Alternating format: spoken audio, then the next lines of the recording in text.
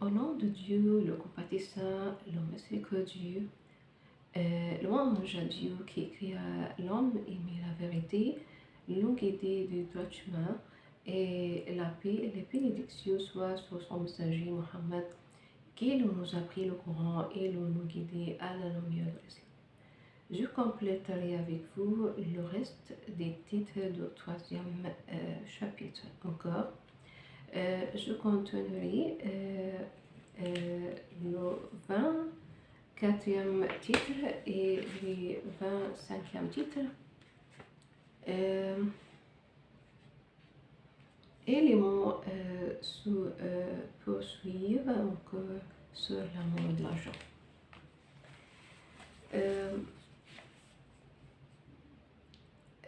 Le 24e titre, le frère des démons. Cheikh Ali continue, c'est une catégorie d'hommes ainsi décrit par le Coran et dont nous avons pris le nom comme titre pour ce chapitre. Cette expression frère des démons réunit tous les vices et provoque la répulsion et la haine contre cette catégorie d'hommes, rangée par le Coran parmi les démons. Or, il n'y a point de plus odieux à l'homme que l'image de Dieu. Ces hommes désignés par cette expression sont les gaspilleurs. Dieu, gloire à lui, dit dans la sourate de Voyage nocturne, et secourt le proche parent, le pauvre, le voyageur, et ne gaspille pas, car ceux qui gaspillent l'argent sont les frères des démons, et le démon est rebelle à Dieu. Le gaspillage, c'est la dépense inutile et vaine, ou toute dépense qui dépasse les limites logiques, à moins qu'elle ne soit faite dans la voie de bien, d'après ce qu'on appelle les ulama. Ainsi, on dit aucun bien ne résiste au gaspillage, et aucun gaspillage conserve le bien.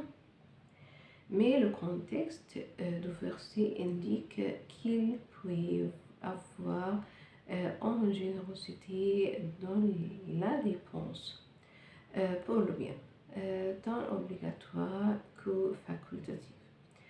En effet, le verset commence par l'ordre de donner aux proches, aux pauvres et aux voyageurs le droit. Et le mot droit ici est une limite précise. On ne doit rien diminuer de ce droit. Et s'il en ajoute quelque chose, il ne faut pas que cette augmentation atteigne le niveau de gaspillage. Le possesseur de bien est donc ordonné de s'acquitter de l'accomplissement de ses dits droits, mais il est naturel qu'il y ait à côté de ses méritants d'autres personnes telles que les enfants et les héritiers de biens futurs. Témoin ce hadith du prophète. La tradition du prophète dit: il vaut mieux laisser ses héritiers riches que de les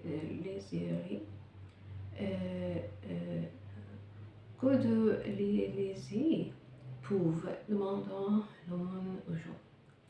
Et si le fait de donner aux proches et aux voyageurs plus que leur droit est un gaspillage, il va sentir que dépasser les biens, les bornes donnent les dépenses destinées à soi-même, aux amis, aux compagnons, aux enfants et à la famille, et également un gaspillage.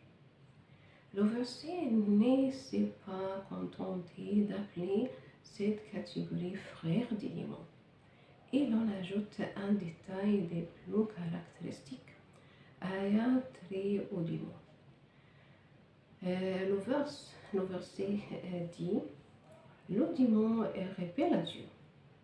C'est comme si le verset voulait démontrer que c'est là le point de ressemblance le plus important entre les gaspilleurs et les démons. En effet, le démon nie avec impiété les faveurs de Dieu. Ces hommes-là ont donc atteint ce degré dégradant. Cheikh Ali continue, rappelant que le Coran a ratifié dans un autre verset cette catégorie d'hommes par le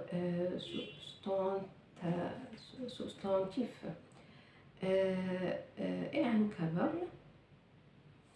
Ne confiez pas aux incapables les biens que Dieu vous a accordés comme base à votre activité. Prélevez sur ces biens de quoi les nourrir et les habiller, et tenez-leur un langage bienveillant. Sourate des femmes.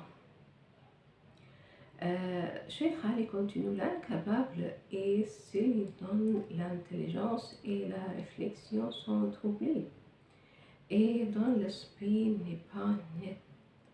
Elle est alors égarée de la foi, de la vérité et du devoir.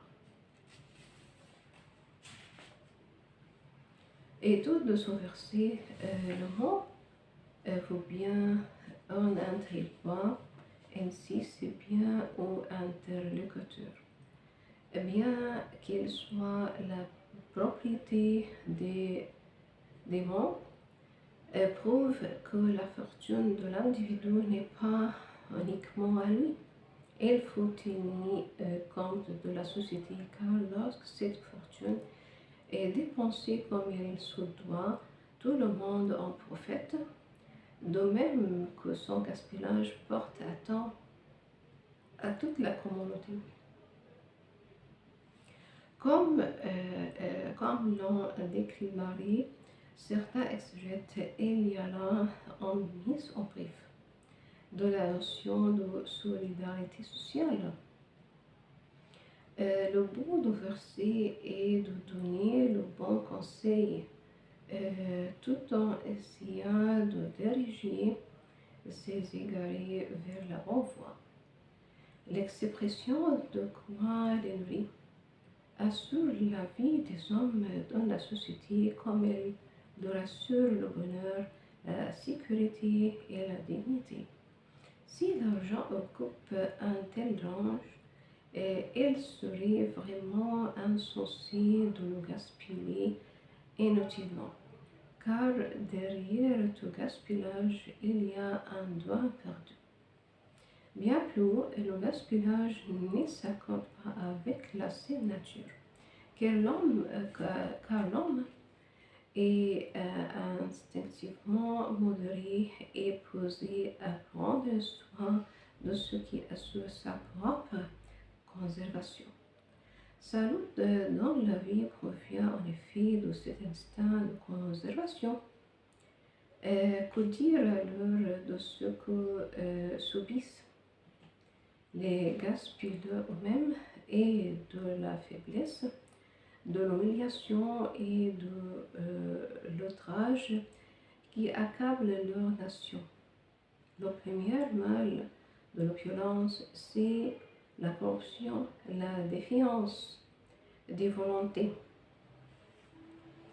et la préférence de la vie facile. Ces opulents, en effet, ne s'occupent que de plaisir qu'ils s'efforcent d'obtenir ou d'une passion derrière laquelle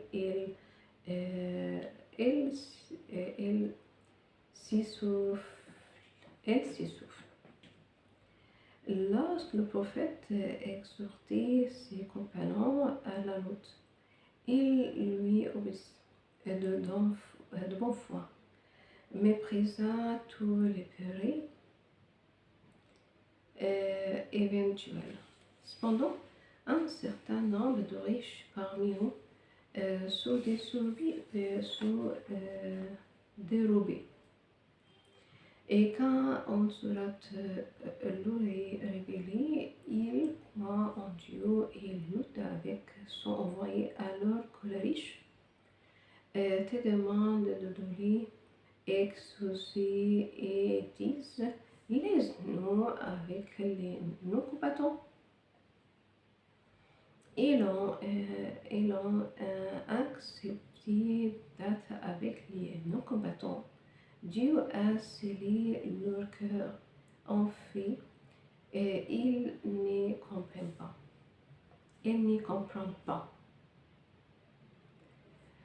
Cette expression du Coran, ils ont accepté d'être avec les non-combattants et une raillerie à leur égard qui les avilit et conteste leur courage. En effet, ils ne luttent pas comme les hommes sains et n'ont pas l'excuse des malades et des débiles. Ils refusent de combattre sans aucune excuse valable, tout comme les femmes. Et cependant, ils acceptent volontiers cette situation. Combien vils et médiocres sont-ils, et combien méprisables sont leurs âmes. Ce caractère demeure encore le même chez les richesses opulentes. Tout comme au début de la situation, agrippés au crochet des biens étonnants à la vie luxueuse qu'ils mènent. Ils reculent devant la lutte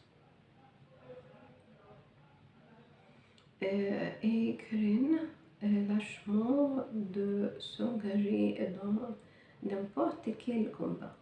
L'histoire de la lutte des peuples n'a connu comme héros que ceux qui n'ont point été comblés de richesses et ceux dont les nerfs n'ont point été endormis par l'opulence. On pourrait compter parmi les héros de l'histoire certains riches, mais ceux-ci, malgré leur petit nombre, ne vivaient pas dans l'opulence et la mollesse. Il n'y a pas de quoi s'étonner, car l'opulent qui n'a connu que l'aspect facile et doux de la vie, n'est pas de sa nature dégénérée, demeurer ferme dans la rudesse de la vie. Son grand malheur, c'est qu'il sera un jour obligé à cela, car la vie est tantôt douce et tantôt amère, tantôt facile et tantôt difficile. Il comprendra alors quel crime a commis l'opulence contre lui personnellement, avant même qu'on ne le comprendra la société dans laquelle il vit. En raison de cela, il ne peut juger les choses sainement, ni estimer à leur propre valeur les grandes et belles œuvres. Tout son esprit se concentre sur un seul aspect de la vie. Ainsi, les grandes causes ne l'intéressent point et par conséquent, il ne trouve pas logique de lutter pour elle. Cheikh Ali continue par ailleurs, Dieu, gloire à lui, dit: ainsi, nous n'avons jamais envoyé avant toi un prophète dont on citait sans que les riches parmi ses habitants n'aient les reposer en dessein, non y croyant pas à ta mission. Le reniement des messages des prophètes n'a lieu que parce que la foi les appelle à la vie sérieuse, à l'heure et qu'ils tiennent à leur vie molle. En outre, l'opulence provoque parfois les troubles nerveux, car les plaisirs et la satisfaction de tous les besoins et de toutes les passions de l'âme suppriment la volonté et rendent l'homme esclave de ses désirs. Une revue pédagogique américaine dit à cet effet le nombre des suicides parmi les adolescents américains est en état de croissante continue. On compte de suicides par jour. Cheikh Ali continue l'article conclut en disant que la cause de ces suicides vient à l'acuité de la lutte intérieure de ces adolescents. Certains écrivains justifient ce phénomène par l'opulence dans laquelle vivent les Américains. En effet, d'après l'un de leurs pédagogues, ils désirent l'argent, l'obtiennent rapidement et le dépensent facilement. Tout ce que désirent les jeunes, ce sont le confort et le luxe. La jeunesse est son avenir. Étant telle jeunesse, sans espoir ni affection, jouissant de luxe, de plaisir et de la fortune, devient inévitablement victime de certains troubles psychologiques, surtout à l'âge de l'adolescence. Le problème de l'abondance des biens est aussi dangereux que celui de la pénurie. La grande richesse aussi, bien que la grande indigne, provoque la corruption. La première par la répression, la seconde par la privation. Si l'on avait appelé des jeunes opulents à défendre la patrie et qu'ils en avaient le choix, ils auraient agi comme ses contemporains de l'envoyé de Dieu et auraient accepté d'être avec les non-combattants. C'est là un des tares sociales. En effet, ces opulents, malgré leur faiblesse et leur nonchalance, sont la cause de désastres, de la source de la corruption. Lorsqu'ils s'égarent de la bonne voie, quand la richesse et l'opulence se répandent dans un pays et que les autres membres de la communauté se taisent et ne désapprouvent pas ces richards, Dieu, Dieu, Dieu, Dieu, Dieu alors les frappe de son courroux. C'est là la justification des paroles de Théote. Et quand nous décidons d'anéantir en cité, nous prévenons ses habitants amollis dans le bien-être s'ils persistent dans leur turbitude. Ils méritent le châtiment et nous les anéantissons entièrement. Cheikh Ali continue, Dieu, gloire à lui, caractérise les croyants par la modération. Il dit, et ce qui dépense ne gaspille pas et ne sont pas parcimonieux et sont modérés. La modération est bonne en toutes choses. C'est un des caractères de l'islam, mais c'est aussi le caractère des vertus depuis que les hommes ont connu la vertu. Dieu dit encore, ne sois pas avare, ni prodigue, si tu ne veux pas être blâmé ou éprouver des regrets. On y trouve l'interdiction du gaspillage, de même que l'interdiction de l'avarice. Ainsi, ces deux vices sont également blâmables et leurs conséquences étant le blâme et l'affliction.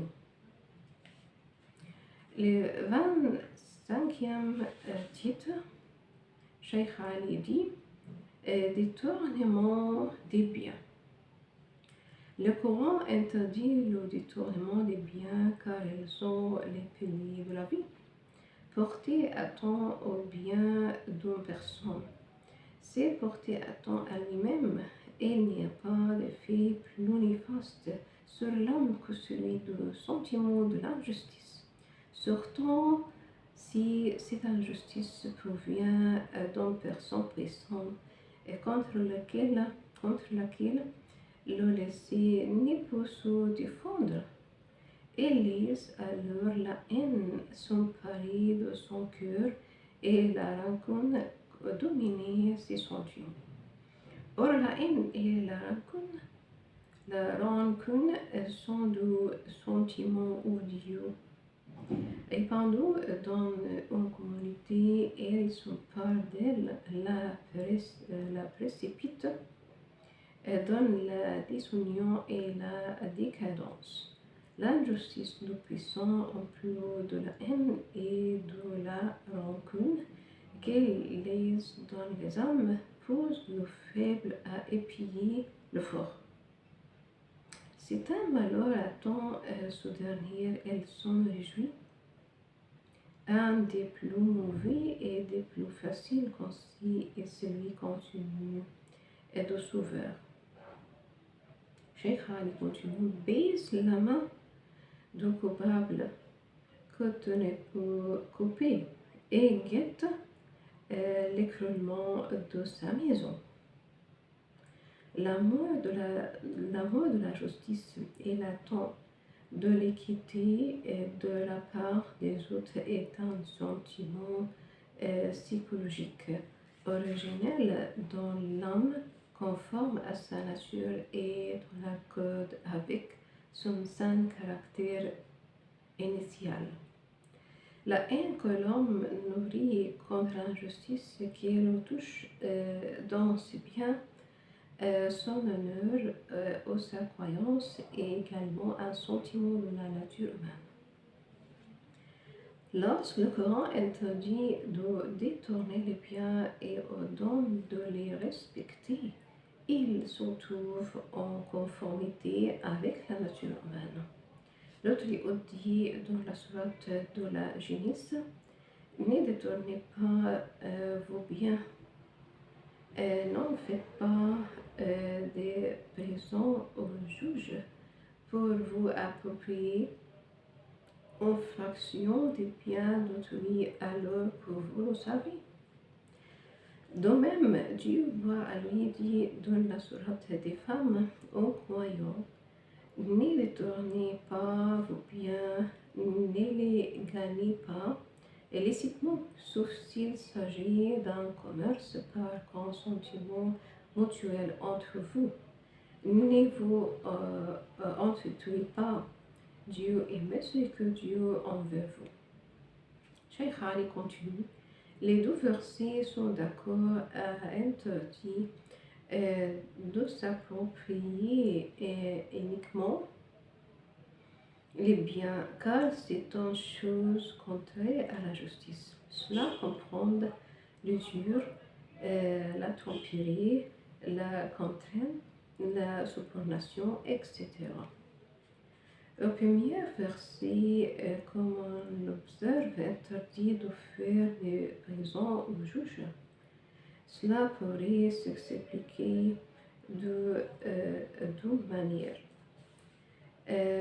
La première, le Coran interdit de recourir aux juges dans l'éthique si au fond de notre conscience nous reconnaissons que notre cause est injuste. La sentence du juge, même si elle est en notre faveur, ne rendra pas licite ce qui est en vérité illicite. Masquer la vérité grâce à l'habilité de la plaidoirie est non seulement un moyen vil et illicite, mais c'est un crime prémédité dont l'auteur mérite le châtiment de l'enfer. Aussi le prophète a-t-il déclaré: je ne suis qu'un homme et vous avez parfois recours à mon arbitrage. Or, il se peut que l'un de vous soit plus habile à exposer ses arguments que son adversaire. Moi, je juge d'après ce que j'entends. Si jamais donc je donne à l'un de vous ce qui en fait appartient à son frère, qu'il le rende à son ayant droit. Prendre injustement quelque chose de prochain, c'est comme si l'on prenait un morceau de charbon ardent. Le musulman doit toujours essayer de restituer ses droits à l'amiable et user de tous les moyens pacifiques possibles. Il ne doit recourir à la justice que s'il désespère d'obtenir autrement son droit.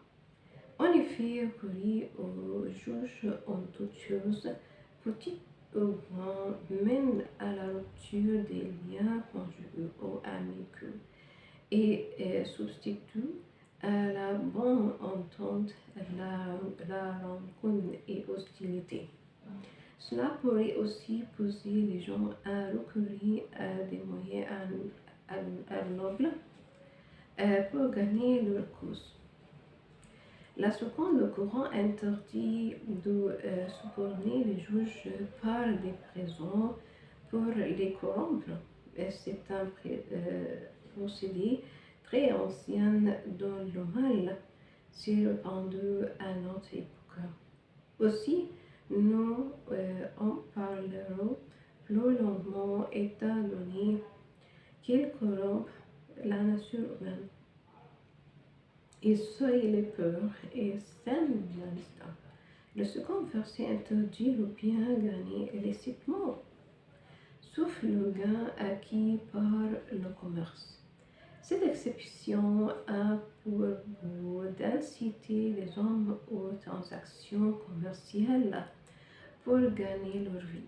Le prix de vente ou d'achat doit être consenti par les deux parties concernées. En effet, le verset cite le consentement comme la base sur laquelle le commerce doit être exercé et avertit qu'elle est illicite. Celle se base sur la tromperie, la duplicité et tous les moyens auxquels certains négociants ont recours pour réaliser des bénéfices illégaux.